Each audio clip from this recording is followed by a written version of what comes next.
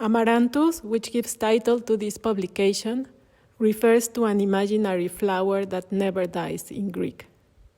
Amaranth is also a very important foodstuff in Mexico.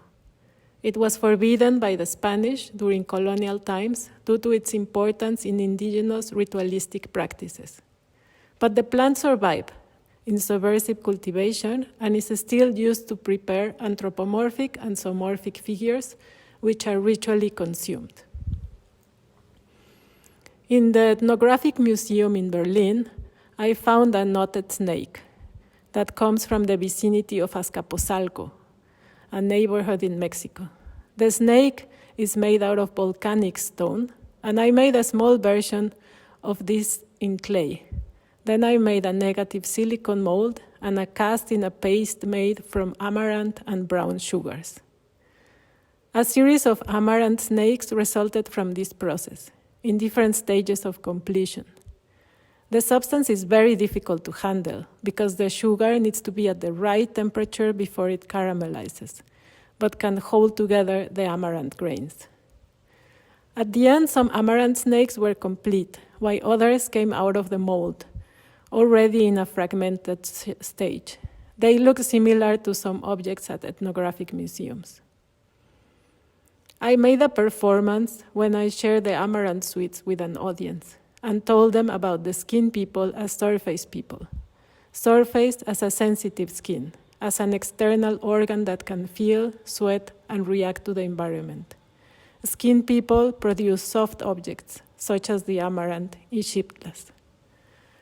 These soft edible sculptures that can be shared with a group of people while having a conversation open up a space of hope and a way for me to continue working with and on ethnographic collections in a new way.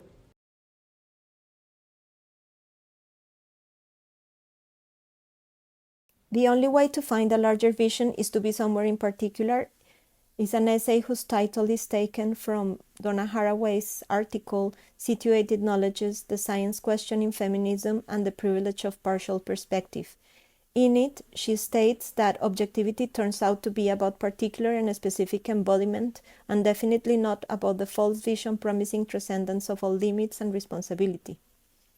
To trace a history of feminism or feminist archaeology in Mexico is kind of a failed attempt in this essay, but I did manage to kind of think about these issues from Haraway's point of view, but also taking the myth of Narcissus and Echo as an analogy to different approaches to knowledge in general and knowledge production.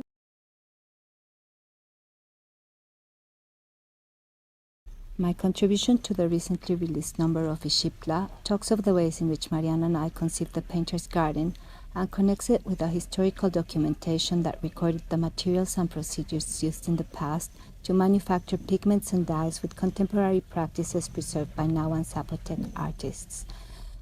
The painter's garden was inspired in the 260-day divinatory calendar depicted on the Feyerabadi Maya Codex. This image represents the horizontal plane of the Aztec cosmos, which divided the Earth's surface into 4 quadrants. Each quadrant was related to a cardinal direction and attributed with a color and a tree. I believe that Mariana and I found a common ground through the embodied experiences that come from hours of experimentation, the repetition of an action, a trail, or a gesture. The garden seeds have flourished into new collaboration. Nashwa nyushno da nigueri monema da wahitsinwanga ririgenu numba gama oginya ni nimbro o nanigumai dua gua sinetse numba ne nigrigunga miabo siniriyaya inunumba sinene hubba haminene maha hubba namuhuwalo. In her work, Mariana Castillo has explored the world-forming power of colors derived from the concept, the Nahuatl concept, Intlili Intlapali, which means the black ink, all the colors. This stands for the outlines of figures and the colors that illuminate these figures. All of this is sacred to the Nahua because it creates the world. This power of colors was understood by a study that I did and other people's too on the pigments of the Florentine Codex. All the mineral pigments represent the forces of the earth, of the night, of the moon, of the femininity, while all the solar pigments, which are all derived from flowers and other plants and insects, things that grow thanks to the sun, represent the solar realm, masculinity, and this energy of dryness too. Mariana, in all her work, revisits the concept of the ixiptla in Nahuatl, or baja il-an in Nahuatl.